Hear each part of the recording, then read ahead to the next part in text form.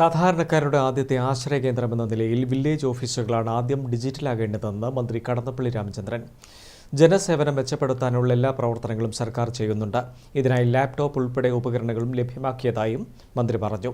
Kannur village ഓഫീസിൽ digital ഉപകരണങ്ങളുടെ സമർപ്പണം ഉദ്ഘാടനം ചെയ്ത് സംസാരിക്കുകയായിരുന്നു മന്ത്രി.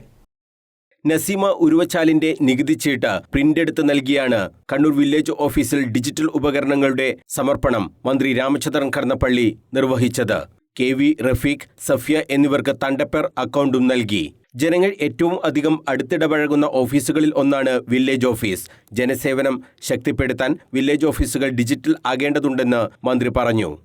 ജനങ്ങൾക്ക് ഏറ്റവും കൂടുതൽ ബന്ധപ്പെട്ട് കഴിയുന്ന സ്ഥാപനമാണ് ആ വില്ലേജ് ഓഫീസുകളിൽ ഇതുപോലത്തെ സൗകര്യങ്ങളുണ്ട്. അതുകൊണ്ട് സൗകര്യം നിങ്ങൾക്കുണ്ട്, സാധാരണ ജനങ്ങൾക്ക് അത് പ്രയോജനക്ഷമമാക്കാൻ ഗുണനിലവാരത്തിൻ്റെ ശാസ്ത്രീയമായ പരിപാലനം, ജനങ്ങൾക്ക് അതിന് സേവനം ലഭ്യമാക്കുന്ന തുടങ്ങിയ കാര്യങ്ങളിൽ നിങ്ങളുടെ ആത്മാർത്ഥമായ സഹകരണവും പങ്കാളിത്തമുണ്ടായിരിക്കണമെന്ന് മാത്രം അഭ്യർത്ഥിച്ചു. കണ്ണൂർ മണ്ഡലത്തിലെ 8 വില്ലേജ് ഓഫീസുകളിൽ MLAയുടെ ആസ്തി വികസന ഫണ്ടിൽ നിന്നും 20 ലക്ഷം രൂപ ഉപയോഗിച്ചാണ് പദ്ധതികൾ നടപ്പാക്കുന്നത്. 2 വീതം ലാപ്ടോപ്പ്, ഡെസ്ക്ടോപ്പ്, പ്രിന്റർ എന്നീ ഉപകരണങ്ങളാണ് വില്ലേജ് ഓഫീസിൽ ലഭ്യമാക്കിയത്.